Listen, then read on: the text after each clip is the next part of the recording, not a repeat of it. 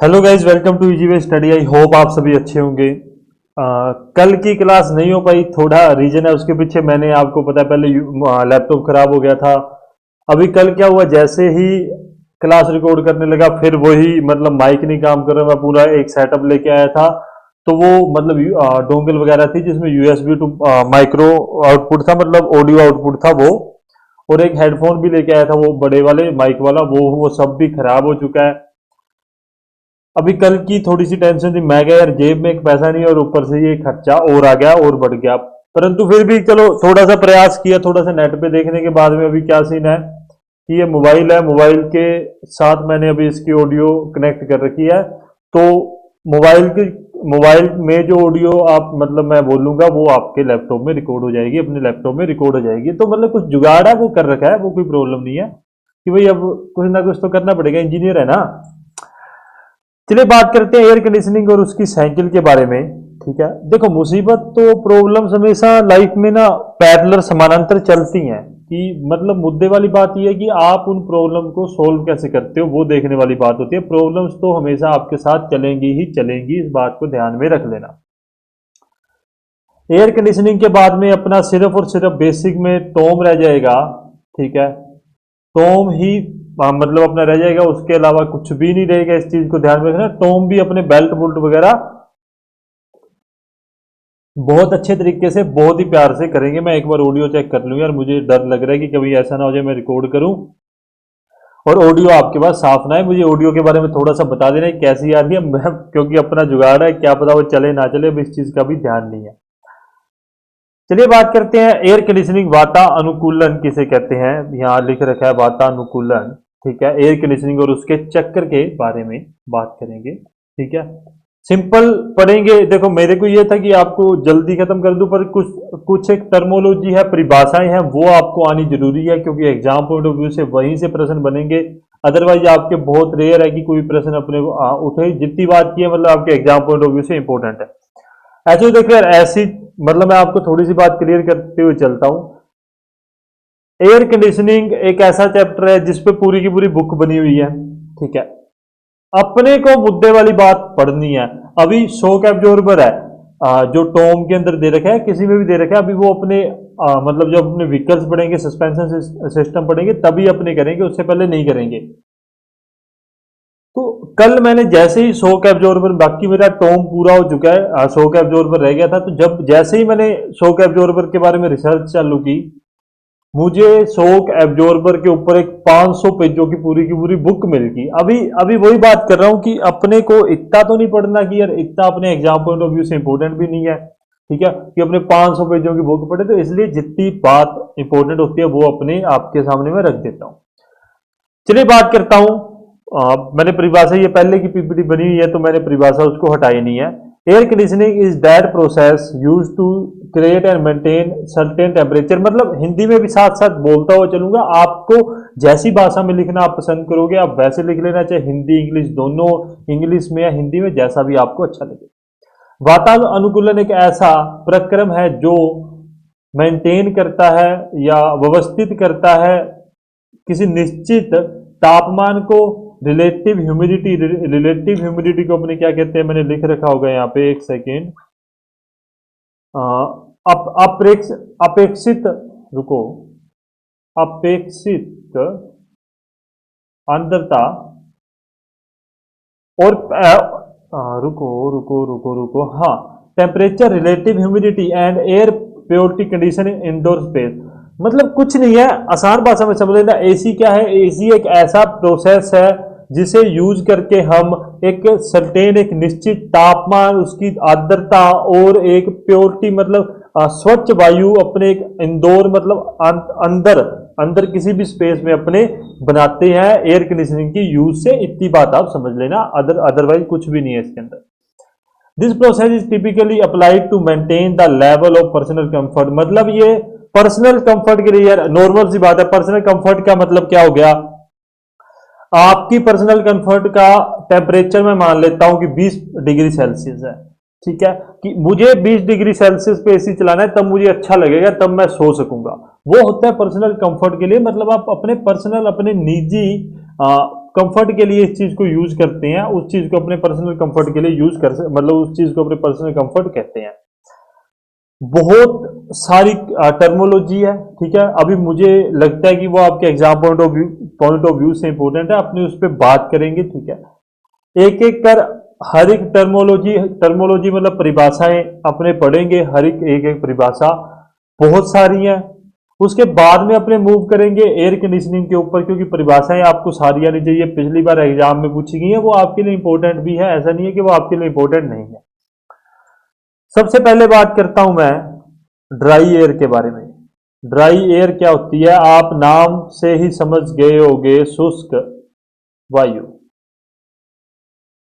कि शुष्क वायु क्या होती है, अपने उसके बारे में डिस्कस करते हैं। नॉर्मल भाषा में बात करूं, ऐसी वायु जिसमें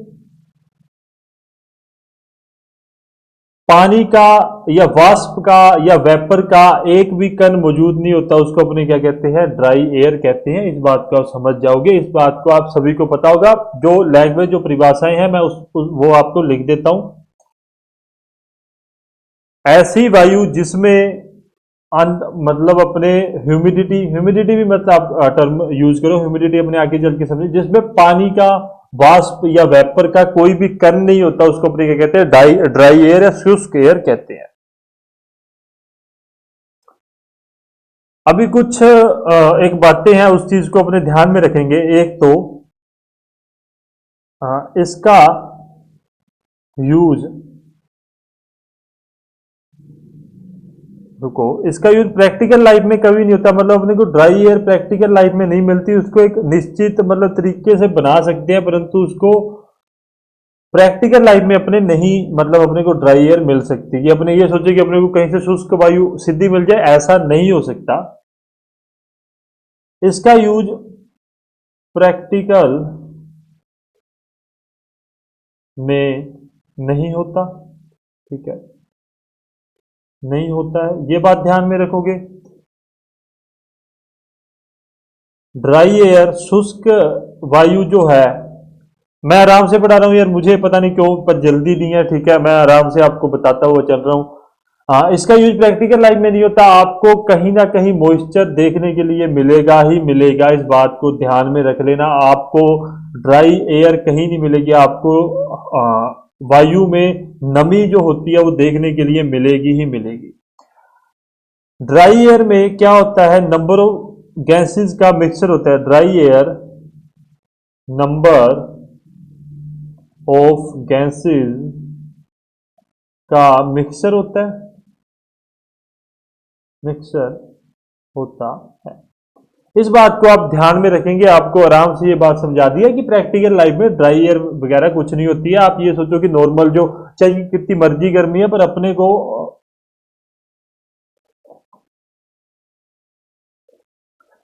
ड्राई एयर प्रैक्टिकल लाइफ में नहीं मिल सकती, ये इतनी बात ध्यान में रखना। मुझे लगता है पेज ना कम पड़े, चलो देखते हैं।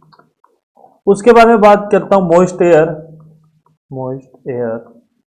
के बारे में, जिसे हिंदी में कहते हैं आंतर वायु, आर्द्र वायु, ठीक है। उसके बारे में अपने डिस्कस करते हैं कि ये क्या होती है, ये क्या होती है उसके बारे में।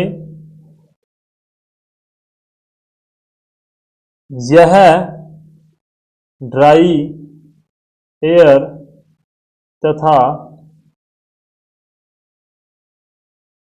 वाष्प या वाष्प का वाष्प को अपने क्या कह सकते हैं, मॉइस्चर का मिश्रण होता है, मिक्सचर होता है, ठीक है। मिश्रण इसे अपने कहते हैं, मिश्रण होता है। इतनी बात ध्यान में रखेंगे। क्या है मॉइस्ट एयर, क्या होता है, वह एयर जिसमें अपने वाष्प, वायु, वेपर, कुछ भी आप कह सकते हो, पानी के कण, कुछ भी जो आप टर्म यूज कर सकते हो, वो उसको अपने कहते हैं मॉइस्ट एयर कहते हैं, ठीक है। मॉइस्चर एयर, आर्द्र वायु अपने कहते हैं। तीसरी मैं बात करता हूं सैचुरेटेड एयर के बारे में। बहुत मतलब ध्यान से पढ़ना, ये जितना भी आपके टॉपिक है ना, 2-3, ये आपको रटने ही पड़ेंगे, इसमें आपको समझाने लायक कुछ नहीं है। बस मेरा काम इतना है कि आपको डेफिनेशन बताना, यार ये डेफिनेशन है, सैचुरेटेड एयर ये होती है, मॉइस्ट एयर ये होती है। ये दो तीन टॉपिक है जो रटने ही पड़ेंगे, रटने से ही अपना काम चलेगा, अदरवाइज अपना काम नहीं बन सकता, क्योंकि आ, मांग है यार, समय की मांग है, इसलिए क्या क्या कह सकते हैं अपने।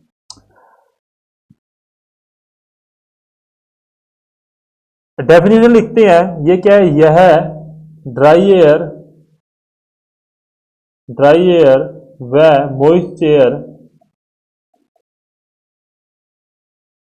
मॉइस्ट एयर, या आप इसको ना एक अलग टर्म में यूज करो, वाटर वेपर जिसको अपने कहते हैं,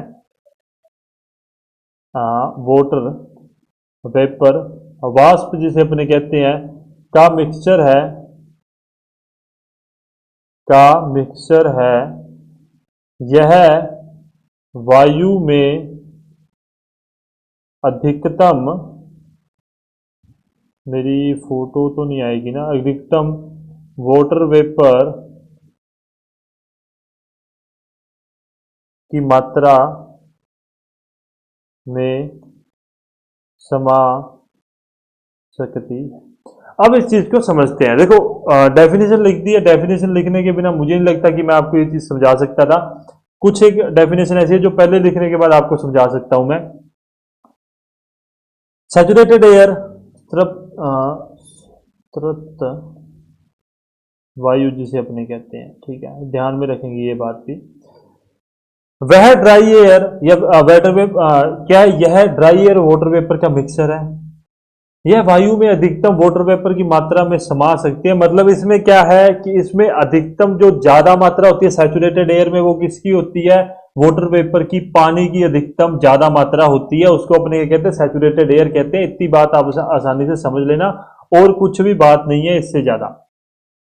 इतनी बात समझ गए हो, आगे चल सकता हूं मैं, कोई प्रॉब्लम नहीं है। इसको अपने जल वाष्प कहते हैं, वाष्प कहते हैं। इसको वेपर भी लिख सकते हो आप, इंग्लिश में लिखना चाहते हो तो मैं सारी टर्म आपको यूज करके बता रहा हूं। इसको शुष्क वायु कहा जाता है, ठीक है। मिक्सर को मिश्रण ही कहा जाता है, इतनी बात आप सभी लोगों को ध्यान होगी, इतने आप सभी इंटेलिजेंट हो। सैचुरेटेड एयर क्या होती है, वह वायु में अधिकतम वाटर वेपर की मात्रा में समा सकती है। मतलब उसमें क्या होती है, वो अधिकतम वाटर वेपर की मात्रा होती है, मतलब पानी की या जल की मात्रा क्या होती है, अधिकतम होती है। इस बात को ध्यान में रखना। फोर्थ में बात करता हूं ह्यूमिडिटी, ह्यूमिडिटी, ह्यूमिडिटी जिसे अपने कहते हैं आर्द्रता, के बारे में मैं डिस्कस करता हूं। क्योंकि देखो यार, ये ना जितना भी परिभाषित वाला जो अपने टर्म्स है, मैं इस चीज को ना ज्यादा याद में नहीं रखा जा सकता। प्रैक्टिस चाहिए होगी आपको याद करने के लिए। ये नहीं है कि आप एक बार पढ़ोगे आपको याद हो जाएगा, एग्जामिनर आपसे कुछ भी पूछ सकता है, ठीक है, इस बात को ध्यान में रखना। ह्यूमिडिटी क्या होती है, आसान भाषा में बात करूं तो शुष्क वायु में, शुष्क वायु मतलब ड्राई एयर में, शुष्क वायु में उपस्थित जल वाष्प की मात्रा, मात्रा को आर्द्रता, आर्द्रता कहते हैं, आर्द्रता कहते हैं, ठीक है। क्या कहते हैं, शुष्क वायु में उपस्थित जलवाष्प की मात्रा को क्या कहते हैं, आर्द्रता कहते हैं। मतलब ड्राई एयर में जितनी जलवाष्प की मात्रा है उसको अपने क्या कहेंगे, आर्द्रता कहेंगे। इस बात को आप ध्यान में रख लेना। इसको एक्सप्रेस करते हैं, मतलब इसको दर्शाते हैं दर्शाते हैं इसको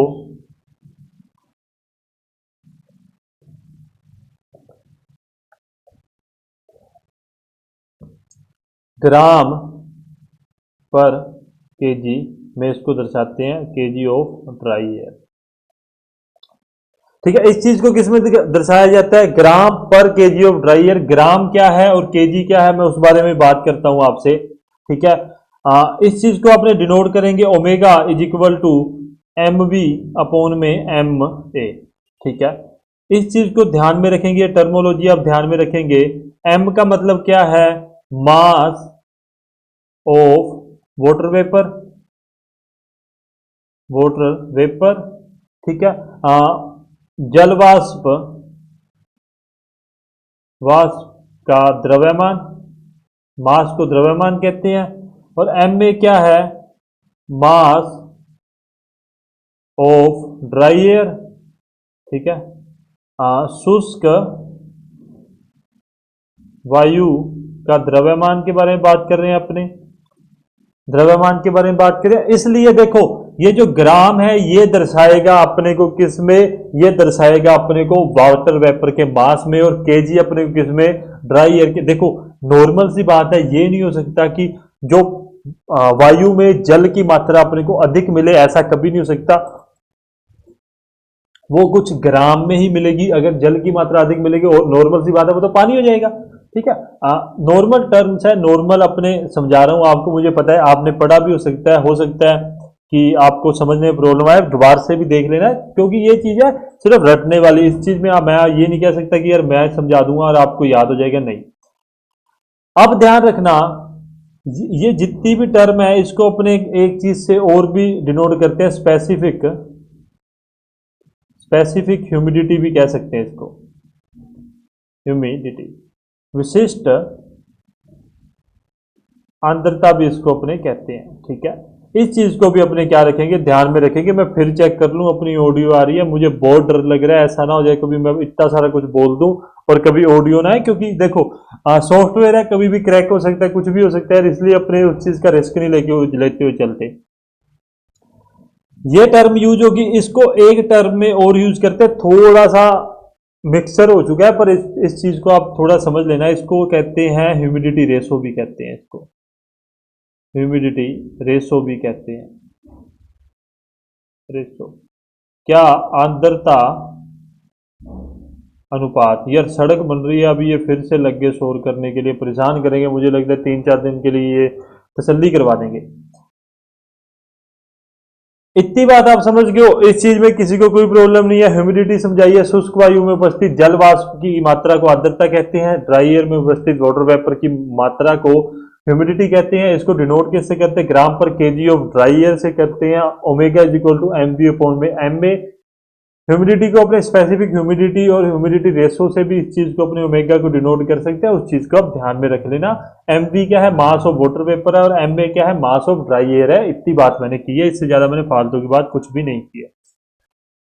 आगे एक टर्म आती है, उस टर्म का नाम है एब्सोल्यूट, एब्सोल्यूट ह्यूमिडिटी।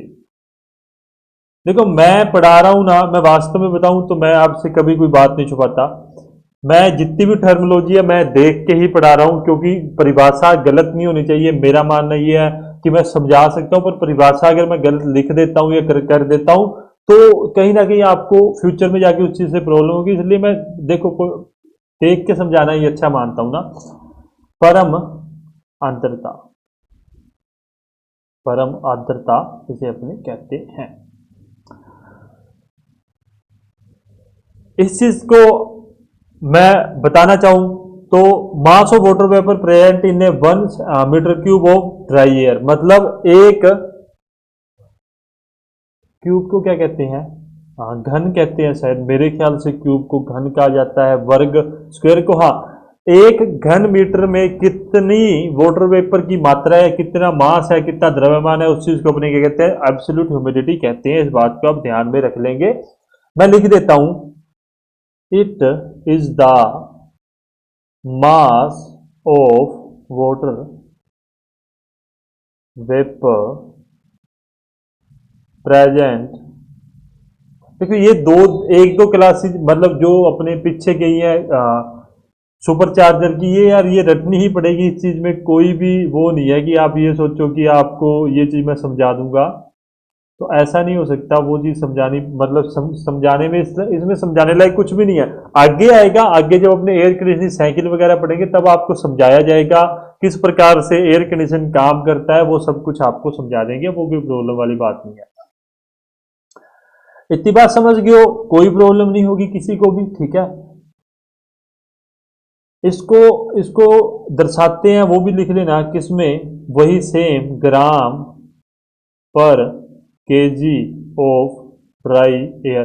देखो मैं कोई भी चीज ना ऐसे लिखता हूं ना, देखो हिंदी में भी देख लेना क्या है, एक घन मीटर की शुष्क वायु में उपस्थित जल वाष्प की मात्रा को क्या कहते हैं? एब्सोल्यूट ह्यूमिडिटी या परम आर्द्रता कहते हैं। मैं दोबारा से रिपीट कर रहा हूं, एक घन मीटर की शुष्क वायु की मात्रा में उपस्थित जल वाष्प की मात्रा को परम आर्द्रता आर्द्रता कहते हैं। इस बात को ध्यान में रख लेना।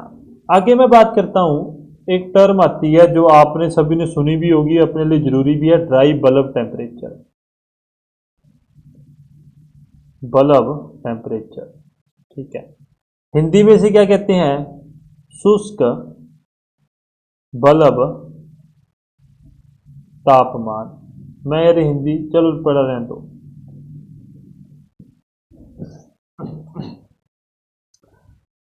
ड्राई बल्ब टेम्परेचर को नॉर्मल नॉर्मल भाषा में समझाऊं कि थर्मामीटर के द्वारा जो टेम्परेचर नापा जाता है उसको अपने क्या कहते हैं? ड्राई बल्ब टेम्परेचर कहते हैं। इतनी बात समझ लेना। इसमें अपने नमी को नहीं नापते, सिंपल टेम्परेचर को नाप लेते हैं, उसको अपने कहते हैं ड्राई बल्ब टेम्परेचर। मतलब थर्मामीटर के द्वारा जो टेम्परेचर नापा जाता है। कई बार आपने घरों में देखा होगा थर्मामीटर लगा होता है जिसमें टेम्परेचर दिखता है, तो उसको अपने क्या कहते हैं? ड्राई बल्ब टेम्परेचर कहते हैं। इतनी बात समझ लेना। लैंग्वेज में मैं अभी आपको लिख देता हूँ कि भाई लैंग्वेज में कैसे लिखा जाएगा, उस चीज में मैं बता देता हूँ। समझ आ रहा होगा, मुझे लगता है कोई प्रॉब्लम नहीं होगी। देखो डेफिनेशन है तो डेफिनेशन में कुछ समझाने वाला नहीं होता। डेफिनेशन हमेशा बस आप अपने किसी भी प्रकार से लिखिए, पर आप अपने खुद के तरीके से समझ लेना। देखो वह टेम्परेचर जो थर्मोमीटर द्वारा यही लिख देता हूँ क्योंकि मेरे को पता है मेरी फोटो बीच में आ रही होगी, रिकॉर्डेड किया जाए, ठीक है।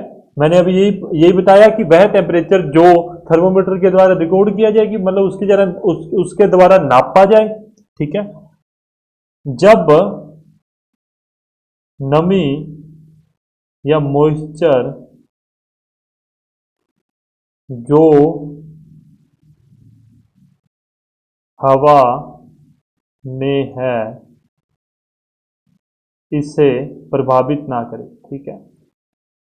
प्रभावित ना करे। मेरी राइटिंग में किसी को प्रॉब्लम आती है आप मुझे प्लीज बता देना। मुझे लगता है कि मैं थोड़ा जल्दी करवाने की कोशिश करता हूँ, इसलिए हो सकता है कि मेरी राइटिंग में आपको प्रॉब्लम दिखने के लिए मिले। अदरवाइज मतलब अपने सब कुछ सही करते हैं। ड्राई बल्ब टेम्परेचर समझ गए हो? इससे ही मिलता जुलता, शुष्क बल्ब तापमान से मिलता जुलता एक टर्म आती है, ठीक है। उसे अपने कहते हैं वेट बल्ब टेम्परेचर। अब कहोगे सर ये क्या है? हिंदी में लिखेंगे इसको आर्द्र बल्ब तापमान। यही बात है, यही बात है अपने लिए। तो पेन बदल लेते हैं, ये वाला नहीं, ये नहीं लेते यार, रेड ही लेंगे। हाँ, थोड़ा सा प्रैक्टिकल में समझ लेना क्योंकि ये चीज आपको मैं समझा सकता हूँ। देखो जो चीज समझाने वाली मैं समझाता हुआ चल रहा हूँ। आपने क्या किया, जो थर्मोमीटर अपने लेते हैं हमेशा, अपने उन्हें अपनी लाइफ में, प्रैक्टिकल लाइफ में थर्मोमीटर देखा होगा, कोई प्रॉब्लम नहीं है। जो थर्मोमीटर लेते हैं अपने क्या करेंगे, जब उसके चारों तरफ एक गिल्ला, मतलब सॉरी, एक गिल्ला कपड़ा बांध देंगे, है ना। कि मतलब मैंने क्या किया, जो थर्मोमीटर की निप है जहां से अपने तापमान को नापते हैं, वहां पर मैं क्या करता हूं, एक गिल्ला कपड़ा बांध देता हूं। गिल्ला कपड़ा बांधने के बाद मुझे जो टेम्परेचर मिलेगा उसको अपने कहेंगे आर्द्र बल्ब तापमान, वेट बल्ब टेम्परेचर। मतलब कि इसमें नमी प्रभावित करती है तापमान को, कि इसमें नमी का फैक्टर, मॉइस्चर का फैक्टर भी अपने साथ में लेते हुए चलते हैं। इस बात को ध्यान में रख लेना कि मैं बड़े आसानी से, मतलब नॉर्मल सा है कि प्रैक्टिकल लाइफ में आपको क्या करिए, ड्राई बल्ब क्या है, नॉर्मल आपका थर्मोमीटर में जो टेम्परेचर आ रहा होगा उसको, उस टेम्परेचर को ड्राई बल्ब कह देंगे।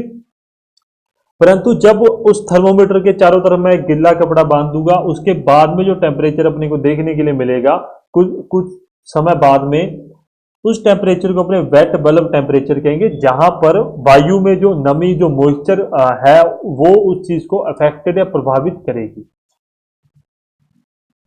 वही चीज लिखता हूं, टेम्परेचर, सॉरी,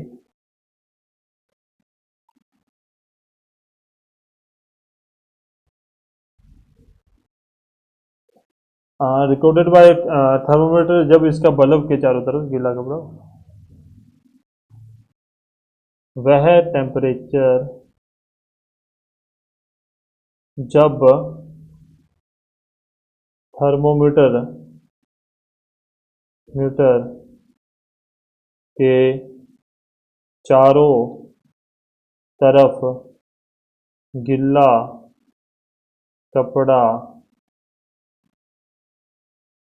बांध कर लिया गया हो। मॉइस्चर भी, मतलब अभी इस चीज को मैं क्या लिख सकता हूँ, नमी भी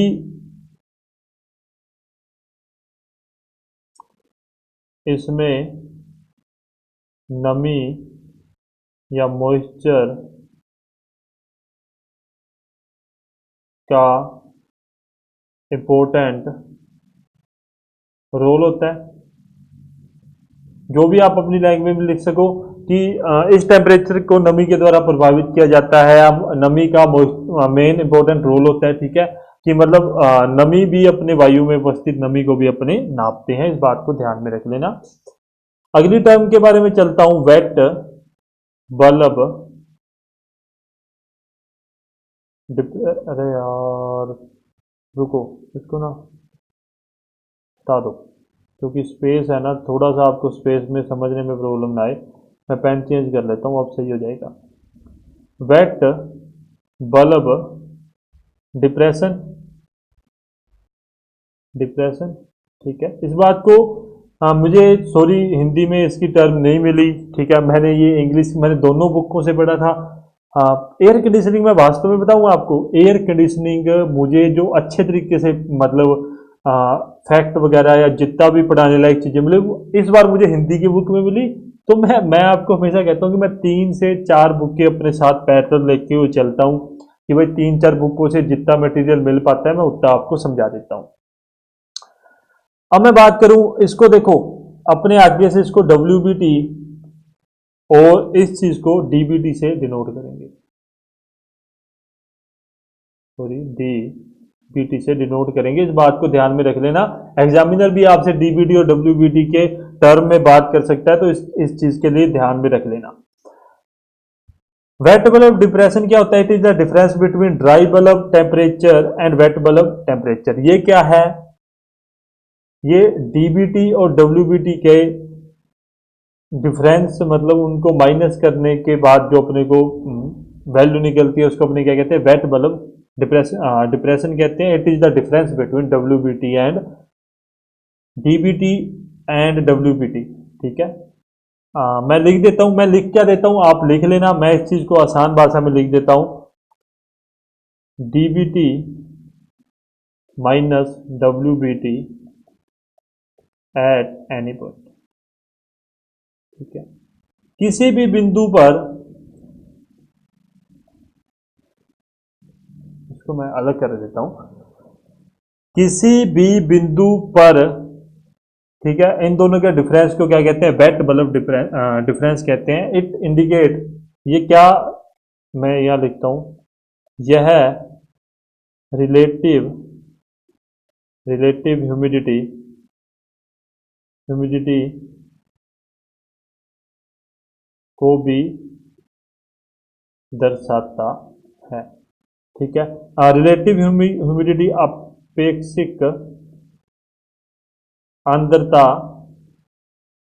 मैं ये ना अभी जितने भी आपको है मैं ये भेज दूंगा, ठीक है, नोट्स वगैरह, मतलब जो भी अपने PDF होती है मैं इस चीज को आपको भेज दूंगा, कोई प्रॉब्लम नहीं है। इतनी बात अपने समझ गए हैं। इस बात मतलब अब तक जो देखो टर्म्स हैं, अब मुझे नहीं पता आपको परिभाषा समझ आ रही है नहीं आ रही है, पर मैं आसानी से, जितना आसान हो सकता है उतनी आसानी से आपको समझाने की कोशिश कर रहा हूं। मैं फिर से ऑडियो चेक कर लूं, मुझे ऑडियो का बहुत ज़्यादा डर है कि यदि ऑडियो ख़राब होगी तो तसल्ली हो जाएगी, बिना मतलब के अभी मसा मसा क्लास रिकॉर्ड कर रहा हूँ, फिर बैठना पड़ेगा मुझे। चलिए आगे मैं बात करता हूँ, आगे मैं बात करता हूँ ड्यू पॉइंट टेम्परेचर। क्या? Due, Mountain Dew point temperature, ठीक है। हिंदी में भी ड्यू पॉइंट ही कहते हैं, याद रख लेना, ड्यू पॉइंट तापमान ही कहेंगे इसको। चलो शुक्र है, एक हिंदी के लिए एक टर्म आपके लिए कम हुई, हिंदी इंग्लिश दोनों के लिए।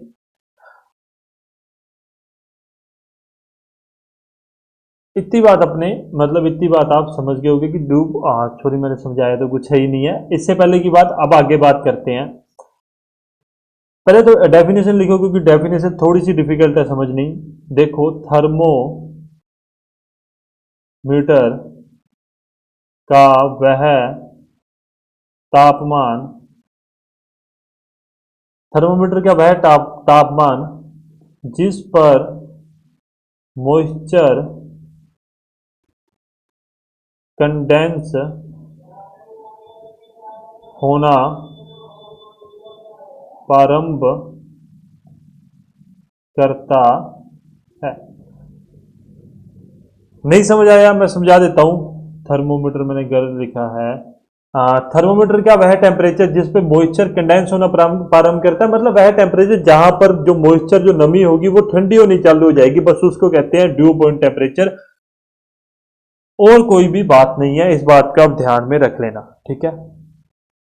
इतनी बात आपको किसी को कोई प्रॉब्लम नहीं होगी। इसमें एक ऑब्जेक्टिव बनता है जो मैंने लिख रखा है, मैं उस पर बात करता हूं, क्योंकि एक दो ये जितनी भी टर्म जितनी भी बात की है, इसमें कुछ भी एग्जामिनर पूछ सकता है आपसे।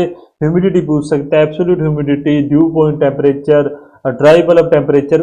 ड्राई और वेट बल्ब तो बहुत चांसेज है कि अगर आपका नॉर्मल एग्जाम रहता है तो ये दोनों चीजें आपसे पूछे जाने की बहुत बहुत ज्यादा चांसेज होंगे।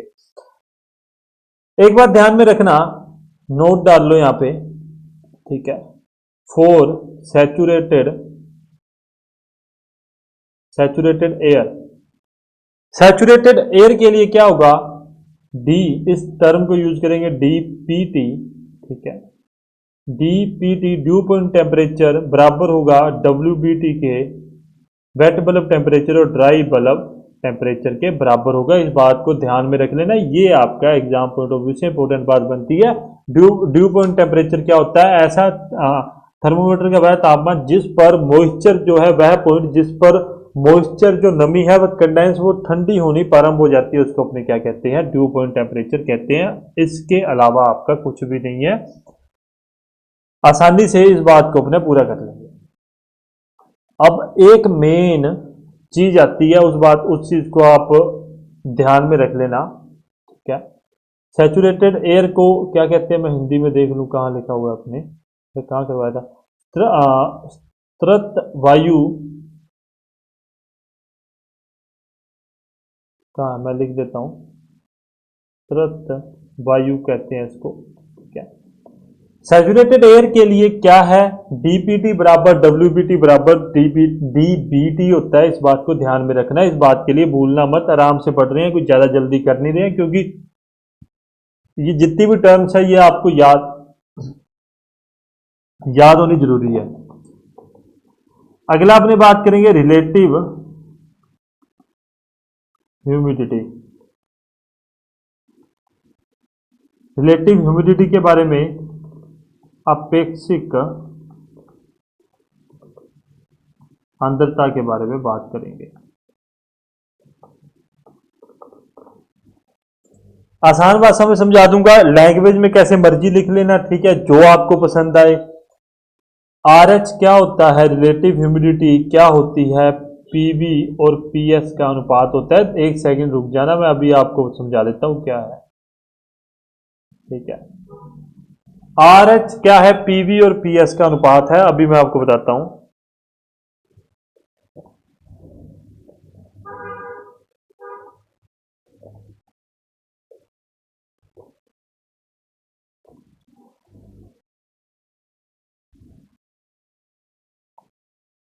पीवी लिखो सबसे पहले तो।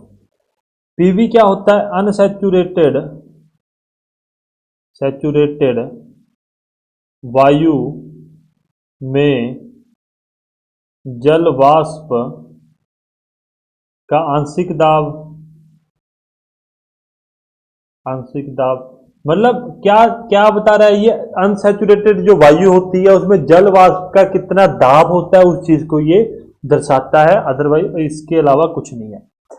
सेकंड अपने बात करूं मैं पीएस के बारे में, तो पीएस क्या दर्शाता है, उसी तापमान पर सैचुरेटेड वायु का दाब। ठीक है, उसी तापमान में क्या सैचुरेटेड जो वायु है उस चीज का दाब को अपने क्या कहेंगे, पीएस से डिनोट करेंगे। इसको कहते हैं रिलेटिव ह्यूमिडिटी। डेफिनेशन में आपसे ये पूछा जाएगा, अदरवाइज आपसे कुछ भी नहीं पूछा जाता। आगे और टर्मोलॉजी है उस चीज के बारे में अपने डिस्कस करते हैं, उस चीज के बारे में पढ़ते हैं अपने। एक टर्म आती है sensible heating, sensible heating, heating and cooling.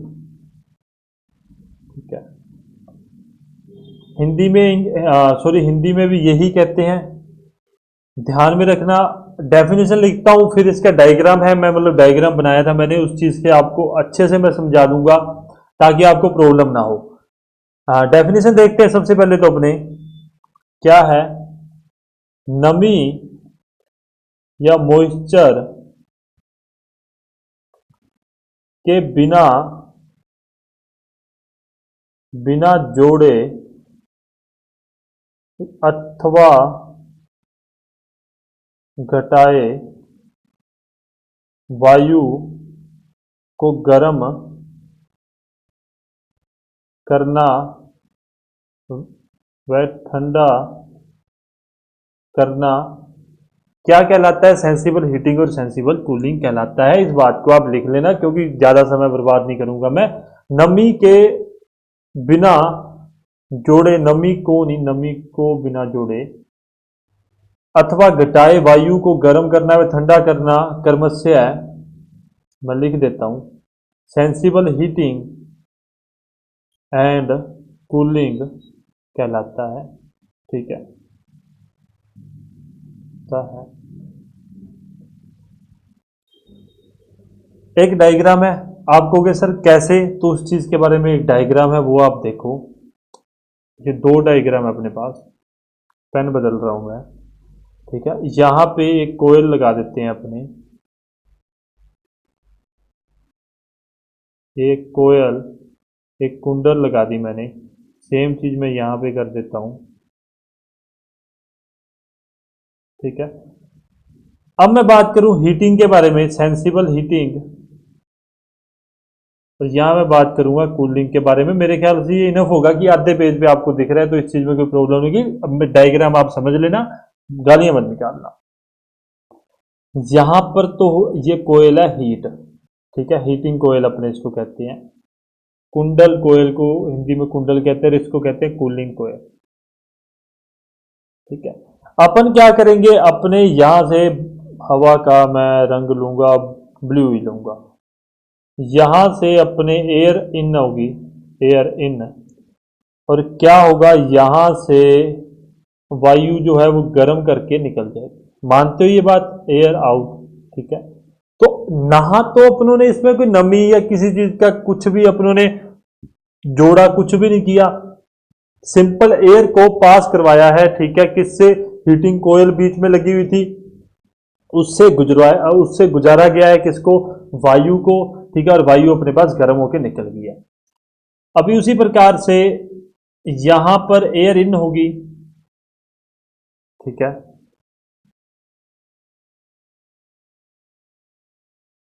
और ठंडी होकर वो एयर आउट हो जाएगी। इस चीज को ध्यान में रख लेना, मतलब इसको कहते हैं सेंसिबल हीटिंग और कूलिंग, इसी को कहते हैं, ध्यान में रख लेना इस बात को।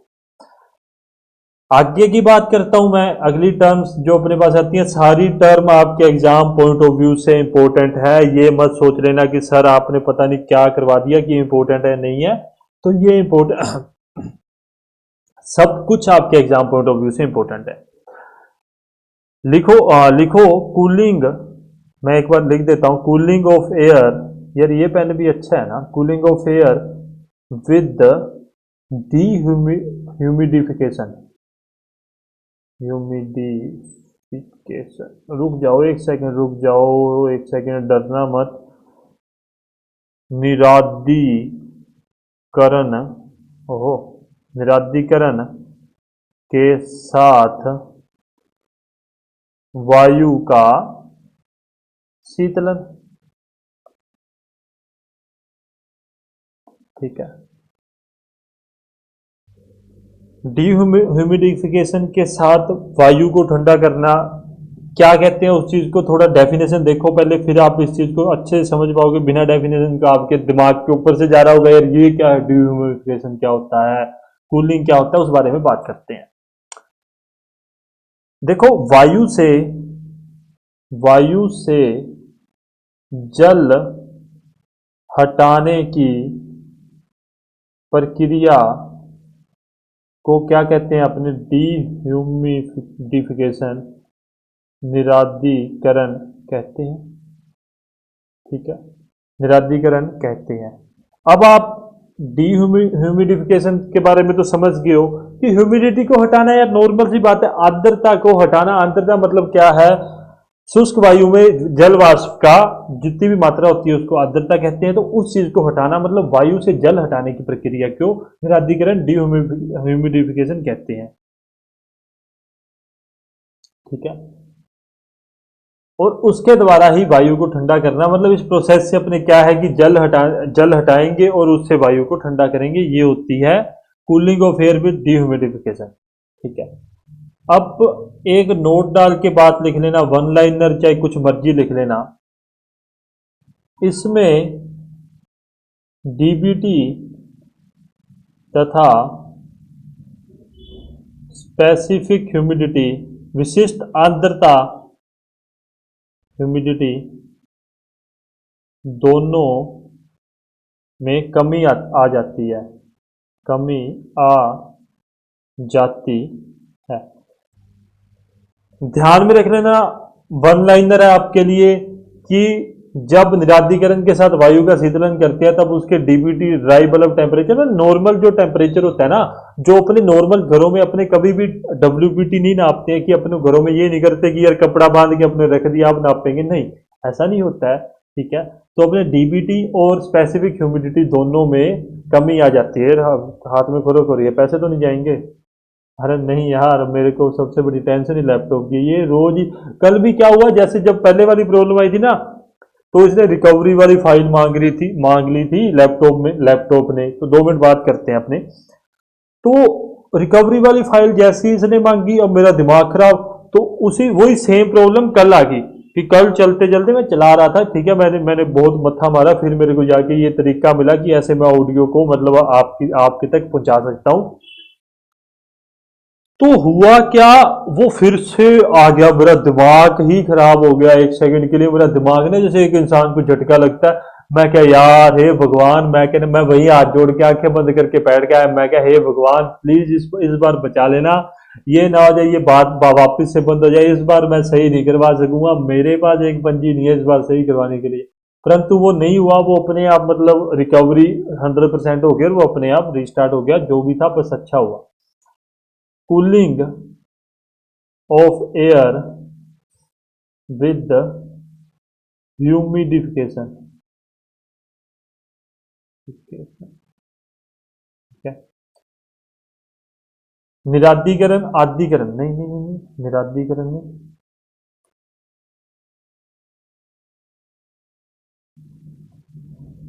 आर्द्रीकरण तथा शीतलन, आप इस चीज को लिख लेना। ठीक है, हाँ, आर्द्रीकरण तथा वायु शीतलन या शीतलन, इस चीज को लिख लेना। नॉर्मल सी बात है क्या कि वायु में जल वृद्धि करने का प्रक्रम ह्यूमिडिफिकेशन कहलाता है। बस इतनी बात ध्यान में रखना, इसमें कोई लंबी चौड़ी का आराम कहानी नहीं है, सेम उसी तरह से जो अपने पीछे पढ़ के हटे हैं। इसके अलावा कुछ भी ज्यादा प्रॉब्लम वाली अपने पास कुछ भी नहीं है। शुक्र है मैंने ये चीज लिख रखी। मैं अभी बैठा ये सोच रहा था कि मैंने जो अगला टॉपिक आपको पढ़ाना है, तो क्या मैंने उसमें वो चीज लिखी या नहीं लिखी। चलिए बात करते हैं अभी अपने आगे आगे बात करते हैं समर एयर कंडीशन के बारे में। Summer air conditioning. समर मतलब क्या, गर्मियों के बारे में बात कर रहा हूं मैं, ठीक है। ग्रीष्म वातानुकूलन के बारे में अपने डिस्कस करते हैं। आराम से पढ़ेंगे, किसी को कोई जल्दी नहीं होगी, मुझे नहीं लगता कि किसी को किसी प्रकार की जल्दी होगी। मैं फिर से चेक कर लूँ ऑडियो सही चल रही है ना, बिल्कुल ऑडियो सही चल रही है, शुक्र है भगवान का। हे भगवान हमारी ऑडियो सही रखना। हाँ, तीन चार टर्म्स है, उस चीज को ध्यान से समझ लेना। फिर मैं आपको एक एक ट्रिक, मैं वैसे ट्रिक वगैरह कभी बताता नहीं हूं, परंतु जो भी पता लगता है मैं बता देता हूं आपको। एक मानव शरीर के लिए कंफर्ट टेम्परेचर, मतलब जहां अपने को अच्छा लगता है वो टेम्परेचर कौन सा होता है, मैं उस चीज के बारे में आपको बता दूंगा। सबसे पहले अपने तीनों चारों टर्म्स अपने पढ़ लेते हैं। पहली टर्म क्या है, when outside outside condition are hot and humid, ठीक है। जब बाह्य दशाओं में गर्मी तथा आर्द्रता आर्द्र होने पर, क्या, फिर से लिखता हूं, बाह्य दशाओं में गर्म एवं आर्द्र होने पर, इसको एक टर्म और भी लिख सकते हैं, वो भी ध्यान रखना, cooling and humidification. Cooling and humid इसको कह सकते हैं। मतलब देखो, आप कहोगे सर आप वहां तो गर्मी की बात कर रहे हो, परंतु अपने जो प्रोसेस करेंगे वो क्या करेंगे, वो करेंगे अपने कूलिंग करना और साथ में ह्यूमिड के बारे में अपने उस चीज को देखेंगे, ठीक है। अब इस चीज में ध्यान रखने वाली बात क्या है, उस चीज के बारे में डिस्कस करता हूं आपसे। बाहर की जो दशा होगी, बाहर क्या टेम्परेचर या क्या कुछ होगा, उस चीज के बारे में डिस्कस करेंगे। फिर अपने बात करेंगे कंफर्ट कंडीशन, जहां पर अपने को अच्छा लगता है वो क्या होगी। ये दो मेजर प्रश्न है अभी तक के लिए जो आपसे पूछे जा सकते हैं। देखो, जब बाहर का दशाएं गर्म तथा आर्द्र होगी तब उधर क्या होगा, जो रिलेटिव ह्यूमिडिटी है, आर एच मतलब क्या, रिलेटिव ह्यूमिडिटी ध्यान में रख लेना, वो होगी 80%। आर्द्र होगी मतलब नॉर्मल सी बात है, आर्द्रता ह्यूमिडिटी जो होगी बाहर क्या होगी, ज्यादा होगी, उमस उमस जिसे अपने कहते हैं, ठीक है। और डीबीटी जो होगा, देखो मैंने पहले भी कहा अपने टर्म डीबीटी ही यूज करते हैं अपने, ये नहीं है कि डब्ल्यूबीटी नहीं यूज करते, कि डब्ल्यूबीटी अपने दिनचर्या में यूज होने वाली चीजें नहीं है। वो 32 डिग्री सेल्सियस से 40 या 42 डिग्री सेल्सियस तक होती है, ठीक है। यदि ये कंडीशन होती है ना बाहर, तब अपने के लिए कंफर्ट कंडीशन क्या होगी उसके बारे में बात करता हूं। ये एग्जाम पॉइंट ऑफ व्यू से इंपॉर्टेंट है कि जब बाहर वाली साइड आपके पास गर्मी और ह्यूमिडिटी है, तब आपको कंफर्ट कंडीशन क्या चाहिए, उस चीज को ध्यान में रख लेना।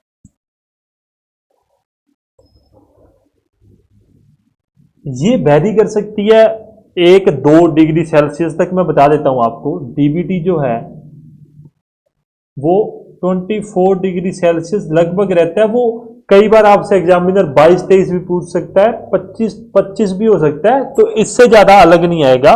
परंतु ये नहीं है कि कहीं कहीं आपको 22 भी दे रखा है, 23-24, मतलब एग्जामिनर ने पूछा, मानना कि बाहर दशा गर्म तथा आंतर होगी, तो मानव के लिए कंफर्ट कंडीशन क्या मानी जाएगी। तो वहां पर यह नहीं होगा कि डीबीटी अपने 22-23-24 ऐसा नहीं होगा, इससे आसपास ही होगा। प्रॉपर अपने नहीं कह सकते, परंतु 24 डिग्री सेल्सियस अपने मानते हैं कि 24 डिग्री सेल्सियस तक होगा। और जो रिलेटिव ह्यूमिडिटी होगी वो कितनी होगी, वो होगी 50% तक।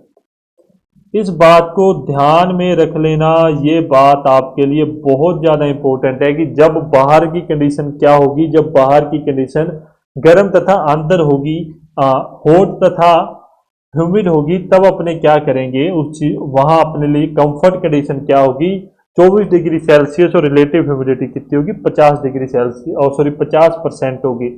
ये भी पूछ सकता है कि जब बाहर की दशाओं में, बाहर की दशा गर्म तथा ह्यूमिड या आर्द्र होती है, तब बाहर का टेम्परेचर वो ह्यूमिडिटी कितनी होती है, तो आप क्या कहोगे 32 से 42-44 डिग्री सेल्सियस तक भी पहुंच जाता है।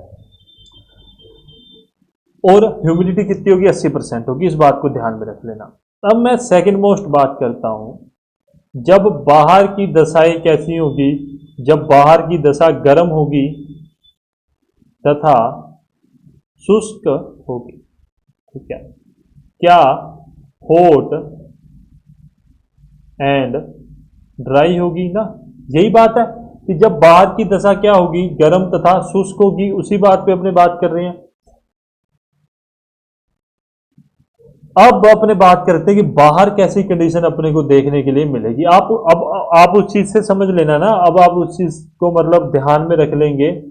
इसको अपने कहते हैं कूलिंग एंड डिह्यूमिडिफिकेशन, डिह्यूमिडिफिकेशन, ठीक है, ध्यान में रखना। मैं इसको साइड में थोड़ा सा कर देता हूँ। थोड़ा समझने वाली बातें, अब मुझे भी थोड़ा इंटरेस्ट आने लगा यार। मैं सच में बताऊं तो मैं पहले बोर हो गया था यार, उसमें कुछ समझाने वाला ही नहीं है कि मेरे को डेफिनेशन बतानी है, वो पढ़नी है, वो आपको थोड़ी सी समझा देनी है, ठीक है।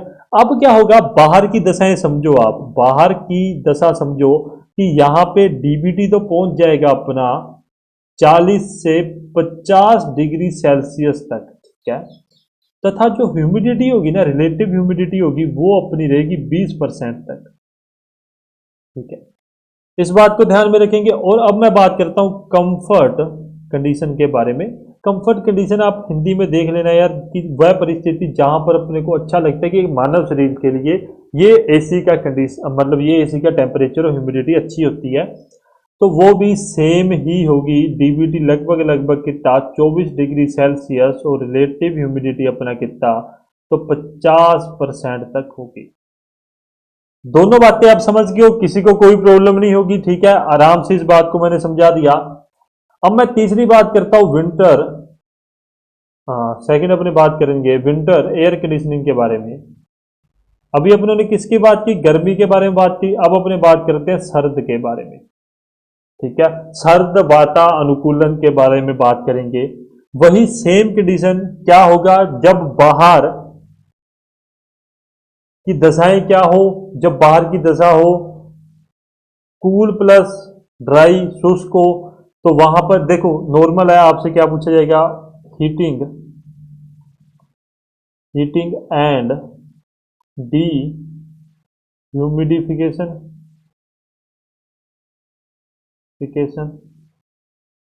के बारे में अपने बात करेंगे।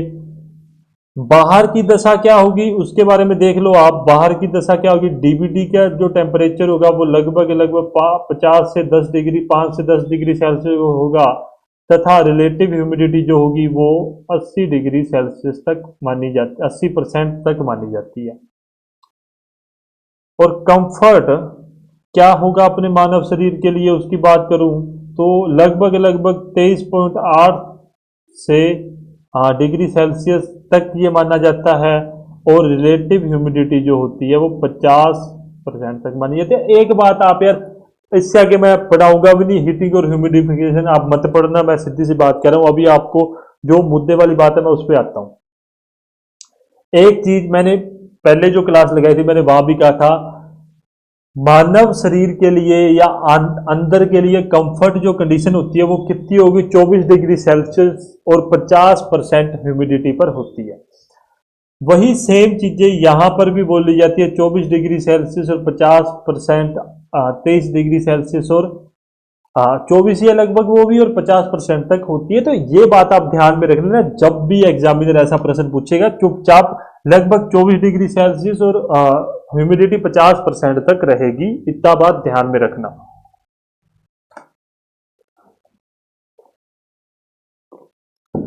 हो हो हो हो ये होगी मुद्दे वाली बातें, ठीक है। अभी अब मैं करता हूं जो समझाने वाली बात है, जिसमें मुझे कुछ अच्छा आनंद आए, मजा आए, उस चीजों उन सब चीजों के बारे में बात करता हूं। अब मैं बात करता हूं रेसिप्रोकेटिंग या एयर कंडीशनिंग साइकिल के बारे में। रेसिप्रोकेटिंग क्यों बोल रहा हूं मैं, मुझे भी नहीं पता, कोई बात नहीं। साइकिल के बारे में बात करता हूं।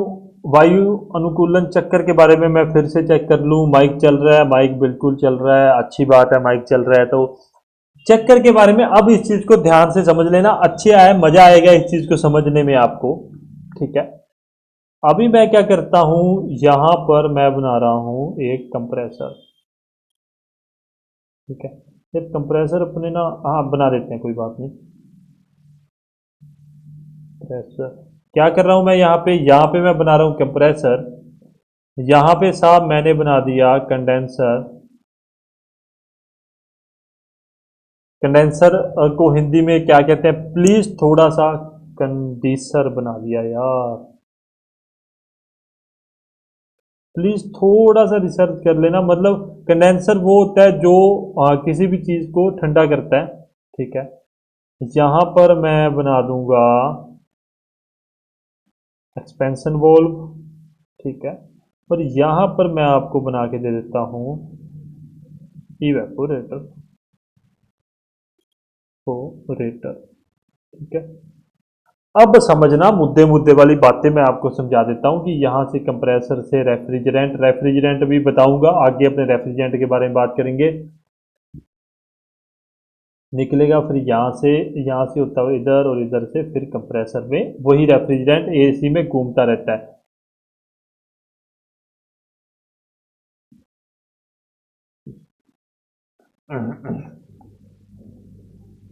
अब सुनो मेरी बात, आराम से बैठ जाओ, आराम से बैठ जाओ, आराम से। ठीक है, इसको एक्सपेंशन वोल्व कहते हैं, एक्सपेंशन वोल्व कहते हैं। ठीक है, कंप्रेसर से यहां पर देखो, सबसे पहले क्या है, मैं अभी यार इसको ना समझाना स्टार्ट करता हूं। देखो, कंप्रेसर से रेफ्रिजरेंट, रेफ्रिजरेंट को हिंदी में भी रेफ्रिजरेंट कहते हैं, रेफ्रिजरेंट निकलेगा, जो भी लिक्विड इस पूरे चक्कर में काम कर रहा है वो निकलेगा। तो वो क्या होगा, कंप्रेसर का काम क्या होता है, संपीड़क का काम क्या होता है, प्रेशर को हाई करना, दाब को उच्च करना, तो वो होगा हाई प्रेशर वेपर। ठीक है, मैंने इसको पेन चेंज कर रहा हूं, आप समझना, इसको समझने वाली चीजें अगर एक बार समझ आ गई तो आप, आपके लिए बड़ा बढ़िया है, नहीं तो दूसरी बार समझना पड़ेगा। यहां क्या निकलेगा, हाई प्रेशर वेपर निकलेगा। वेपर मतलब क्या होता है, वाष्प। ठीक है, कि वेपर के फॉर्म में ये होगा। अभी क्या होगा, जैसे ही ये कंडेंसर में जाएगा, कंडेंसर में इसका प्रेशर तो डाउन नहीं होगा। कि कंडेंसर का काम क्या होता है, यह मतलब ये जो वेपर होगा, जो ये वाष्प होगा, उसको किस में, लिक्विड में, द्रव में बदल देगा। कैसे बदल देगा, मैं थोड़ा सा उस बारे में आपको बता देता हूं। जैसे ही इसके अंदर वेपर जाएगा, या मतलब वेपर जाएगा, ठीक है, वाष्प जाएगा, तो उसके ऊपर क्या होगा, ठंडे पानी की फुहारें मतलब छोड़ी जाएंगी। ठीक है, या उसको ठंडे जो कोयल होती है उससे गुजारा जाएगा। ठंडे होने के कारण क्या है, वाष्प जो है वो लिक्विड में चेंज हो जाएगा। नॉर्मल सी बात है, ये बात आप सभी को पता होगा कि वाष्प क्या होता है, कि मतलब अगर टेम्परेचर ज्यादा हो जाता है, तापमान अधिक हो जाता है, कोई वो जो रेफ्रिजरेंट होता है वो वाष्प में चेंज हो जाता है। वो मैं नीचे आपको समझाऊंगा उसका टेम्परेचर कैसे ज्यादा होता है। परंतु कंडेंसर की बात करें, कंडेंसर में समझने वाली बात यही है कि कंडेंसर के अंदर क्या होता है, वाष्प को ठंडा किया जाता है, ठंडा होने के कारण वो लिक्विड में चेंज हो जाता है। प्रेशर अपना क्या रखेंगे, सेम ही रखेंगे इस समय भी। तो इसको क्या करते हैं, अपने हाई प्रेशर, प्रेशर लिक्विड आ गया अपने पास यहाँ पे। ठीक है, हाई प्रेशर लिक्विड आ गया। अब क्या सीन है, एक्सपेंशन वाल्व का काम समझते हैं। क्लियर, आपको कंप्रेसर पता लग गया कि कंप्रेसर क्या करता है, हाई प्रेशर वेपर में मतलब प्रेशर बढ़ा देता है उस वेपर का, और वेपर का प्रेशर बढ़ाने के बाद कंडेंसर में भेज देता है। कंडेंसर क्या करता है, उस चीज को ठंडा कर देता है। ठंडा करने से जो वेपर होता है, जो लिक्विड और जो वाष्प होता है, वो किसमें, लिक्विड या द्रव में चेंज हो जाता है उच्च दाब वाष्प। ठीक है, आपने कह सकते हैं इसको द्रव्य, आप लिख लेना। दो चीजों की, अब आप कहोगे मतलब अपने वैसे पहुंचाने के लिए तो इवेपोरेटर में सीधा ही पहुंचा सकते हैं, परंतु ऐसा नहीं है कि ज्यादा प्रेशर में अपने नहीं पहुंचाएंगे, क्योंकि ज्यादा प्रेशर होगा वो जल्दी जल्दी वो निकल जाएगा। ठीक है, तो इसलिए उस चीज को, प्रेशर को कम करने के बाद अपने इवेपोरेटर तक पहुंचेंगे, तो उस चीज को कम करने के लिए अपने एक्सपेंशन वॉल्व का यूज करते हैं। एक्सपेंशन वॉल में क्या होगा, अभी मैंने बता के हटाऊं कि एक तो लो प्रेशर हो जाएगा, प्रेशर हो जाएगा, ठीक है, परंतु जो लिक्विड होगा वो किस में चेंज हो जाएगा, लिक्विड प्लस वेपर में, ठीक है, लिक्विड किस में हो जाएगा, लिक्विड प्लस वेपर में चेंज हो जाएगा। अब इसके अंदर क्या जाएगा, अब इसके अंदर जाएगा लिक्विड प्लस वेपर। अब मैं समझाता हूं कि इवेपोरेटर होता क्या है, वो मैं दोनों टर्म्स में आपको समझा दूंगा, दोनों कंडीशन में आपको समझा दूंगा कि इवेपोरेटर कहते किसे हैं, समझना उस चीज को।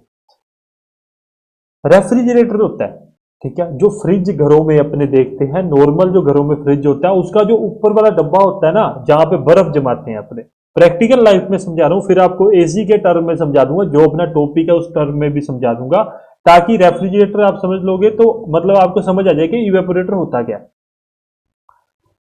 जो वो बर्फ वाला डब्बा होता है ना, वो होता है इवेपोरेटर, ठीक है। अब आप कहोगे सर ऐसा क्या होता है ये इवेपोरेटर में, इवेपोरेटर का काम क्या होता है, इवेपोरेटर क्या करता है, जो ठंडी जगह होती है उसको और ज्यादा ठंडा करता है, मतलब ठंडी जगह से ऊष्मा को बाहर निकालता है, ये काम होता है इवेपोरेटर का, समझ गए होगे।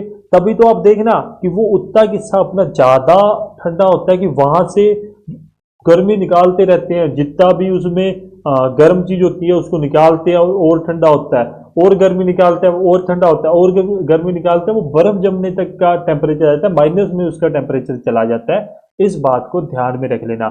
अब मैं बात करूं एसी के टर्म में, एसी के टर्म में सर इवेपोरेटर क्या होता है, आप वो समझाइए कि अपने एसी पे बात करें, रेफ्रिजरेटर के टर्म में आपको समझ आ गया होगा कि रेफ्रिजरेटर के लिए इवेपोरेटर क्या होता है।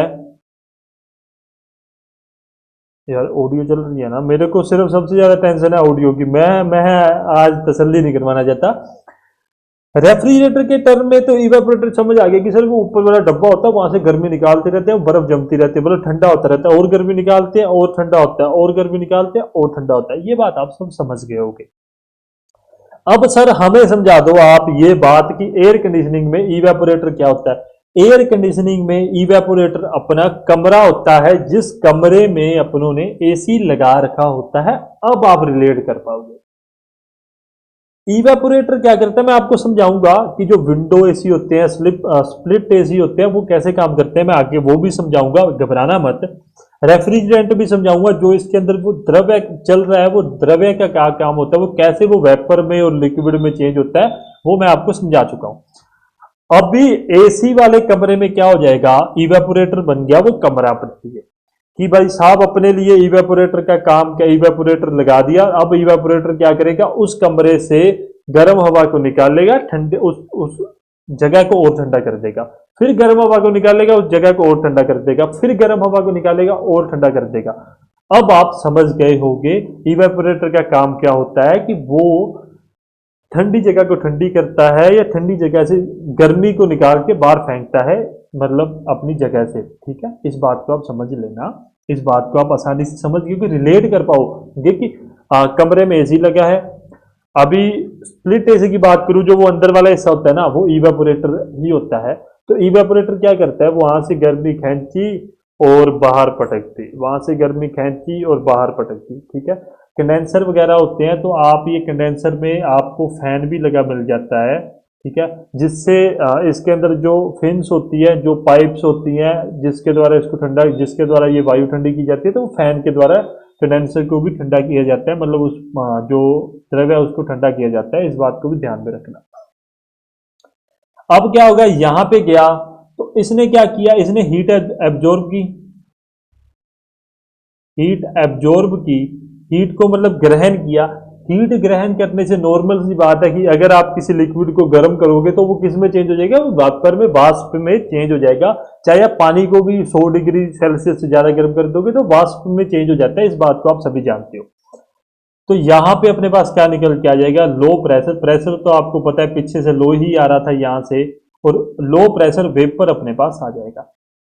अब क्या आप इस पूरी साइकिल को समझ पा रहे हो क्या, कि भाई इवेपोरेटर से लो प्रेशर वेपर आया, कंप्रेसर में गया, उच्च दाब वाष्प में बदल गया, फिर कंडेंसर में वो ठंडा हो गया, तो उच्च दाब द्रव्य में बदल गया, फिर वो एक्सपेंशन वॉल में है तो उसका टेम्परेचर कम हो गया, फिर वापस इवेपोरेटर में गया इवेपोरेटर से, फिर वो लो प्रेशर में वेपर में चेंज हो गया। इस कंडीशन को, इस पूरे मतलब प्रोग्राम को आप समझ लेना, ठीक है। आसानी से आसान भाषा में समझा दिया, मुझे नहीं लगता कि अब इससे ज्यादा आपको आसानी से मैं समझा सकता हूं। ध्यान रखना इस चीज को। अब मैं बात करता हूं रेफ्रिजरेंट के बारे में। जो मैंने बात की है ना, जो द्रव्य उसके अंदर घूम रहा था, जो पूरे प्रोसेस में घूम रहा था, वो एसी में कौन कौन से, देखो रेफ्रिजरेंट में तो बहुत सारे यूज होते हैं देखो, परंतु एसी में गिने चुने हैं, तीन ही हैं, ठीक है। फिलहाल हाल फिलहाल में एक ही यूज होता है, दो जो है वो बंद कर दिए गए हैं। मैं उन दोनों को भी लेके हुए चलता हूं ताकि आपको एग्जाम पॉइंट ऑफ व्यू से कोई प्रॉब्लम ना हो। अब मजा आने लगा है थोड़ा सा ना, इंटरेस्ट अब मतलब बनने लगा है कि हाँ अब ठीक है कि कुछ कर रहे हैं ना। सबसे पहले देखो, इसे कहते हैं क्लोरो क्लोरो फ्लोरो कार्बन। इसको R12 भी कहा जाता है, ठीक है। समझाऊं तो इस प्रकार के जितने भी रेफ्रिजरेंट थे, ठीक है, वो द्रव्य है जो रेफ्रि मतलब जो एसी में यूज होता है, जो पूरा वो प्रोसेस करते हैं, ये 1994 में बंद हो चुके हैं, ठीक है। इसका कारण क्या है, क्योंकि ये इफेक्ट करते हैं ग्रीन हाउस, हर हरी क्या कहते हैं, हरा घर, पता नहीं क्या कहोगे, ग्रीन हाउस इफेक्ट को आ, मतलब इफेक्ट करते थे। इसलिए इसको क्या किया, बंद कर दिया गया, ठीक है। ये रेफ्रिजरेंट अब बंद हो चुके हैं, मैं लिख देता हूं। हाँ, रुको, इस प्रकार के रेफ्रिजरेंट, रेफ्रिजरेंट बात कर रहा हूं, याद रखना, रेफ्रिजरेशन नहीं बात कर रहा, यूज 1994 के बाद बंद कर दिया गया, क्योंकि एग्जामिनर कई बार पूछ लेता है यार कि R12 जो रेफ्रिजरेंट था वो उसको एसी में यूज करना क्यों बंद कर दिया गया, ठीक है। क्योंकि हरित पता नहीं क्या कहते हैं यार इसको, मैं भूल गया, मुझे मतलब माइंड में याद भी है परंतु याद, ग्रीन हाउस गैस इफेक्ट में साथ देता था, देता देते थे, ठीक है। देते थे या देता था, जो भी आप लिखना है। तो इस प्रकार के जितने इस प्रकार के जो रेफ्रिजरेंट था, वो क्या करता था, वो 1994 के बाद बंद कर दिया, क्योंकि वो ग्रीन हाउस गैस इफेक्ट को मतलब क्या करता था, वो उसका साथ देता था। अब उसके बाद में एक रेफ्रिजरेंट प्रचलन में आया, उसको अपने कहते हैं, तीन ही है, घबराना मत, मैं 1994 में ले गया तो ऐसे ही अपने कोई वो इतिहास नहीं पढ़ रहे कि 1995 में ये है, ऐसा कुछ नहीं है, पर मुझे लगता है कि बताना जरूरी है। एक रेफ्रिजरेंट आया R22, ठीक है। इसे भी ध्यान में रखना, इसे भी 2020 में बंद कर दिया गया, बंद कर दिया गया, क्योंकि क्यों, ये भी एनवायरनमेंट के लिए हानिकारक था, इसलिए इसको क्या कर दिया, बंद कर दिया। इसका नाम याद रखना, इसको ये नोन एज फेरोन के नाम से इसको जाना जाता है, इस बात को ध्यान में रख लेना, ये नाम अपने लिए जरूरी है। अभी उसके बाद में एक तीसरा रेफ्रिजरेंट आया, जो अब फिलहाल में एट प्रेजेंट में काम कर रहा है, ठीक है। वर्तमान वर्तमान में अपने इसको यूज करते हैं, R410A, ठीक है। और इसको इसका अन्य नाम क्या है, अन्य नाम तो प्यूरोन है इसका अन्य नाम। ये दो टर्म्स याद, मतलब ये टर्म्स भी आप ध्यान में रखोगे, भूलना मत। अब मैं चलता हूं मुद्दे वाली बात में, मैंने कुछ साइकिल्स वगैरह बनाई थी, ये वही साइकिल है जो मैंने आपको बताया। देखो, कंप्रेसर, कंप्रेसर से वेपर गया, वेपर से liquid, refrigerant liquid, vapour change हो गया, फिर यहां से फिर वेपर मतलब चेंज हो गया। यही बात मैं आपको पूरा प्रोसेस समझा के हटाऊं कि कंप्रेसर से हाई प्रेशर वेपर इधर जाता है, यहाँ पर कंडेंसर से ये क्या हो जाता है, एयर कूल्ड या वाटर कूल्ड कंडेंसर है। ये आपके सिलेबस में नहीं है, तो कोई जरूरत नहीं है कि अपने इस चीज को पढ़े। उसको ठंडा करने के बाद में वो लिक्विड रेफ्रिजरेंट में बदल जाता है। फिर एक्सपेंशन बोल में जाने के बाद में लो प्रेशर और लिक्विड प्लस वेपर हो जाता है, और यहाँ पर पूरा वेपर में ही चेंज हो जाता है। यहां पर भी सेम ही सीन मैं बता रहा हूं आपको। क्या सेम सीन है कि कंप्रेसर से कंडेंसर में गया, कंडेंसर से हीट को बाहर निकाल दिया गया, ठीक है। और हीट को बाहर निकालने के बाद में ये एक्सपेंशन वोल्व अपना आ गया, एक्सपेंशन वोल्व से यहाँ पे कोल्ड एयर और हीट फ्रॉम रूल, मतलब ये क्या है, इवेपोरेटर यहाँ से हीट लेगा, ठीक है, और यहाँ से हीट छोड़ रहा है। फैन भी लगा होता है, फैन नॉर्मल सी बात है कि ज्यादा मतलब हवा को फेंकने के लिए फैन लगा देते हैं, इसलिए अंदर कई बार आपको देखा होगा तो फैन भी लगाया जाता है हवा को फेंकने के लिए। अब मैं बात करता हूं साहब आपसे स्प्लिट एसी के बारे में। स्प्लिट एसी के बारे में जो मुद्दे वाली बात है, वैसे ये टॉपिक बहुत बड़ा है, परंतु अपने जो एग्जाम पॉइंट ऑफ व्यू से जहां से प्रश्न बन सकते हैं अपने उसी के बारे में डिस्कस करेंगे।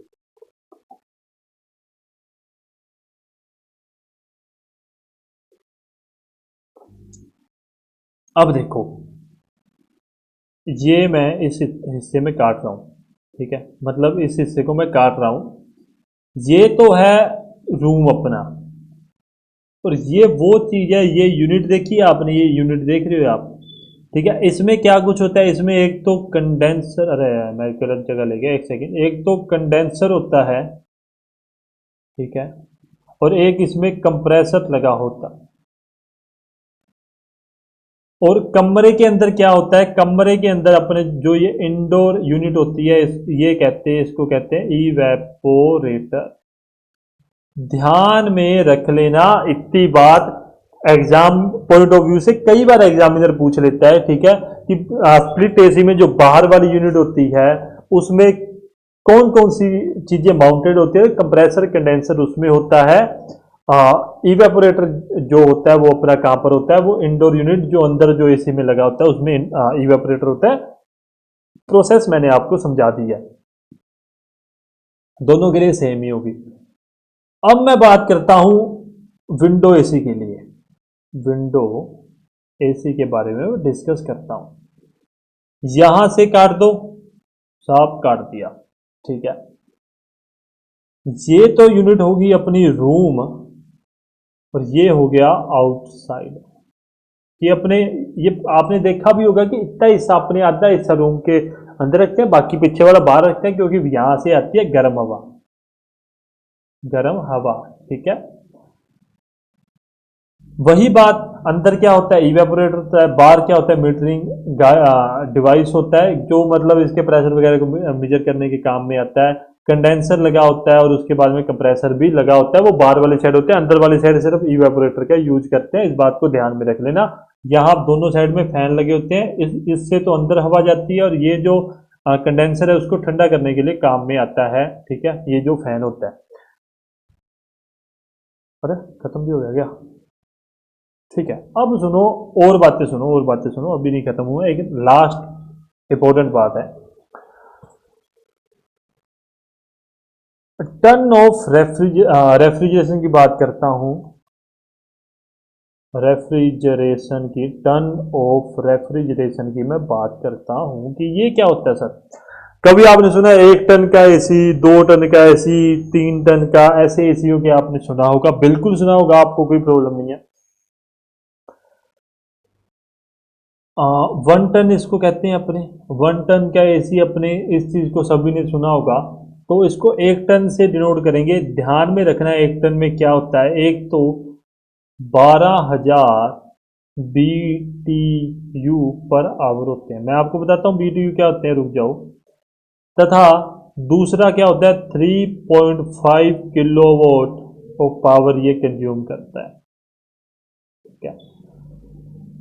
एग्जाम पॉइंट ऑफ व्यू से सबसे इंपॉर्टेंट चीज है कि आपसे एग्जामिनर पूछ सकता है कि 1 टन से क्या तात्पर्य है, निम्नलिखित में से 1 टन से क्या, जो भी आपसे पूछे तो 3.5 टन है, 12,000 BTU पर आवर। अब मैं बात करूं सर BTU क्या होता है, ये क्या टर्म आपने यूज की है। मैं इंग्लिश में लिखता हूं क्योंकि हिंदी के बुक में ये नहीं मिला था, फिर मैं आपको हिंदी में समझा दूंगा। आप एक बार पहले इसको लिखता हूं मैं, ये फॉरेन की यूनिट है, यहाँ इंडिया में यूज नहीं, मतलब FPS यूनिट में यूज होती है, मैं समझाता हूँ। BTS is equi equivalent to the amount of energy, energy कह सकते हो या इसको हीट कह सकते हो। बेसिकली आप हीट लेके चलो तो अच्छा है। Heat needed to raise 1 pound of water 1 degree Fahrenheit at sea level. BTU क्या है? बीटीयू क्या कह रहा है कि मतलब अमाउंट ऑफ एनर्जी या हीट, ठीक है, जो 1 पाउंड के वाटर को मतलब अपने क्या है कि एफपीएस में लेके चल रही है, ठीक है। पाउंड अमेरिका वगैरह में यूज होता है, तो केक जो होते हैं वो भी अपने पाउंड में होते हैं। 1 पाउंड के वाटर को 1 फ़ारेनहाइट टेम्परेचर बनाने के लिए सी लेवल पर, उसको अपने क्या कहते हैं? बीटीयू कहते हैं। जो कितना होना चाहिए रेफ्रिजरेटर के लिए, 1 टन रेफ्रिजरेटर के लिए वो कितना होता है? 12,000 बीटीयू पर आवर होता है। ये था अपनी आज की क्लास। आई होप आपको अच्छा लगा हो। मैं फिर से ऑडियो चेक कर लूँ, मुझे सबसे बड़ा डर ही ऑडियो का है।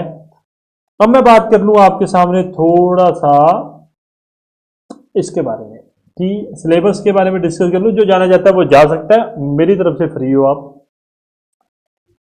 यहां से लेकर, अरे ये क्या हो रहा है? समझा भाई, आज क्या हो गया? नहीं चल रहा, गुस्सा हो गया क्या?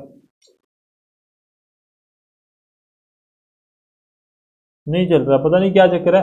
कोई बात नहीं, देखो टोरजन से लेके यहां जहां मेरा ये कर्सर दिख रहा है आपको, ठीक है, टोरजन से लेके और यहां तक आपका क्या है, ये पूरे का पूरा पोर्शन पूरा हो चुका है। शुक्र है ये लगा तो रहा है, ठीक है।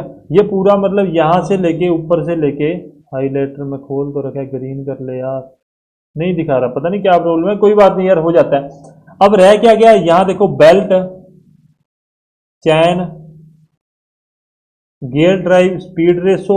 देखो मैं बेल्ट के लिए भी करवा दूंगा। बेल्ट जो ड्राइव्स है उसके लिए वेलोसिटी रेसो होती है, मैक्सिमम पावर ट्रांसमिशन, बहुत सारे टर्म्स हैं जो आपको पढ़ाने वाली हैं, जो सीधा सीधा अपनी बात करेंगे। देखो डेफिनेशन में मैं नहीं घुसूंगा उस चीज, सॉरी डेफिनेशन क्या, डेरिवेशन में नहीं घुसूंगा, क्योंकि वो कहीं काम नहीं है। आप यहाँ कोई एसएससी जेई वगैरह का पेपर दे नहीं रहे हो, मोटर व्हीकल सब इंस्पेक्टर का पेपर देना है, पास करना है इस बार। बस इतना अपना मकसद बना के रखो, उतना ही पढ़ेंगे जितना अपने एग्जाम पॉइंट ऑफ व्यू से इंपोर्टेंट है। मैं कहता हूं यार हो जाएगा। अपने कहते हैं देखो, कोई भी बंदा ये नहीं कह सकता कि मैंने 100% के लिए तैयारी कर रही है, ऐसा कभी नहीं होता। कोई 3, 4, 5% मैं कहता हूं जो मैंने नहीं पढ़ाई उससे भी बाहर आ गए, कोई दिक्कत नहीं है, कोई भी दिक्कत नहीं है, ठीक है। परंतु क्वालिटी स्टडी करने पर ज्यादा ध्यान दो, क्वांटिटी में मत करना कि आप ज्यादा पढ़ो और उस चीज से आप एग्जाम में जाके थोड़ा माइंड आपका डाइवर्ट हो जाए, ऐसी चीज मत करना। फ्रिक्शन क्लचीज है। अब क्लचीज के बारे में अपने मैं क्या करूंगा, क्लचीज के बारे में आपको सिर्फ जो टॉम में जितना भी फॉर्मूला वगैरह है इसके वो मैं करवाऊंगा। बाकी जो क्लचेस के पूरा पार्ट्स वगैरह है, उसके वर्किंग है, वो सब अपने किस में पढ़ेंगे? आईसी इंजन, ओ सॉरी ऑटोमोबाइल में पढ़ेंगे। कहां पर? यहाँ पे ये जो टॉपिक है ना, पावर ट्रांसमिशन सिस्टम, इसमें अपने वो सब कुछ कवर कर लेंगे। रोलिंग फ्रिक्शन एक दिन का भी नहीं है यार, ये रोलिंग फ्रिक्शन में तो कुछ भी नहीं है।